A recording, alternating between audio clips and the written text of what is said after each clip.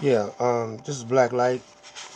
And Drusilla Dungy Houston, 1876 to 1941, daughter of John Williams and Lydia Taylor Dungy, was a teacher, journalist, self-trained historian, and by any standard of remarkable woman born in Winchester, Virginia in 1876. She lived most of her adult life in the Southwest, first in Oklahoma and later Phoenix, Arizona. She had moved with her family to Oklahoma from Minnesota, where her father worked for the American Baptist Home Mission Society as an educator, fundraiser, and church building missionary. John, John Dungy has been credited with instilling in the young Drusilla a sense of race pride. Visits to the family home by her father, close associates Frederick Douglass, Blanche K. Bruce, and other prominent blacks further enhanced this sense of race pride. We're going to stop right there. Uh,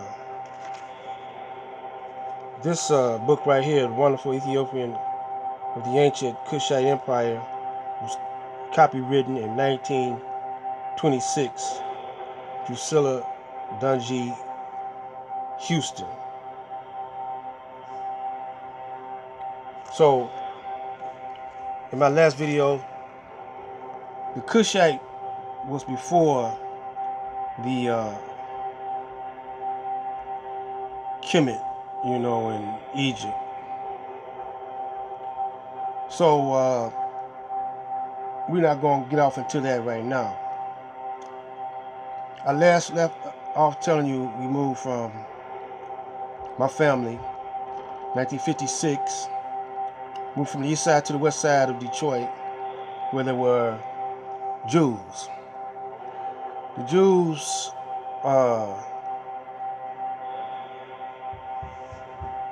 were merchants on 12th. They ran 12th Street.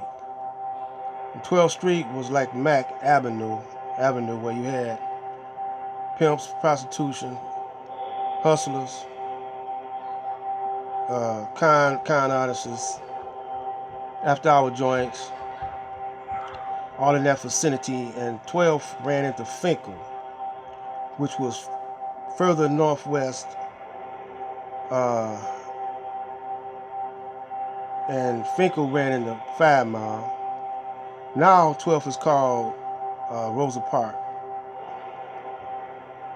Avenue. So when I moved over there in 1956, I went to Custer and encountered white boys trying to intimidate us. But the brothers from the east side, which were on the east side at that particular time, it was still mixed. But it was a mixed neighborhood. But the blacks were dominant. And there was poor white people over there on the east side. Hillbillies from Tennessee and other different aborigines and whatever. But on the west side was Jews that owned grocery stores, that owned the houses, that owned the apartment buildings, that owned the storefronts, that owned the clothing stores, that owned the car lots. They was on Finkel between Linwood and Dex. Well, actually, from Linwood on across to Infinity. From Linwood to Redford to Livonia it wasn't nothing but Caucasians, Jews, with some money. But my old man and them was working out at Chrysler. My mother was working. She worked all the time, man. I was by myself. I was home alone a lot. I had to learn how to cook and take care of myself at an early age. Because they was out there chasing that buck, you know. And I was such a good son that when they wasn't home, I still followed their rules. And when I got a little older, I went hog wild, you know. And so anyway, I was one of the brothers that would fight back. There was a lot over there like me though at the time, because a lot of them came from the east side, looking for good housing, you know. It didn't take long for that whole area to fill up with blacks, and we ran them away. Now, the Jews, you know, since I lived around them a little bit, they didn't like blacks. But they'll befriend the blacks to get their money, you know. And, you know, they was friendly with them, but the Jews are gangsters. But they got unity. And at that time, blacks had unity. And they had plenty of businesses, Paradise Valley. But it was beginning to, with the civil rights movement, it was beginning to, blacks was beginning to want to integrate and, you know, mingle with the whites. So on my street, there was whites, young, around our age. And on my street, they were that cool with us. But when they go off the street and you get caught across Illinois in their territory where they be hanging out at, they try to jump on you. And it was a lot of factories over in my neighborhood. They had a Cook's paint factory where most of the employees were white. All of them were white. And some of them were a motorcycle gang that had a bar on, that would frequent a bar on Finkel. But later it became a Moorish temple on Finkel. For a long time it stayed like that. After the young cats in my neighborhood, beat up the whiteys, the Jews, and ran them across Illinois.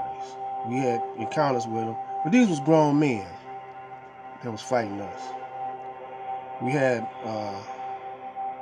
fights with them when I graduated from Custer and went to Post. We had fights with them. They were stabbing black girls. Their fathers were mostly on the police force over there at Palmer Park, you know. And they were hassling us, the police. So as we got older, you know, because I was about 10 or 11, when I started getting into my teens, I was a freshman at Mumford. The first day at Mumford, they blocked the doorway, the motorcycle gang. They didn't even go to school, but yet still, the principals and the counselors was looking out at the door while they was in the on the entry outside, blocking the door, and said we're not coming in there. Luckily for us, because it was just a handful of us from over there on Finkel. Luckily for us, some cats from 8 Mile, Ferndale, across 8 Mile. This is where Eminem. Later on, this is where Eminem came from. But this was in the 1959, you know, early 60s. And so we got help from those guys at Ferndale, over in Ferndale, in the projects over there, and that's where the spinners. That's where they came from. You know, over there, all the spinners was over there in Ferndale, and they had a song out too at that time called "That's What Girls Are Made For."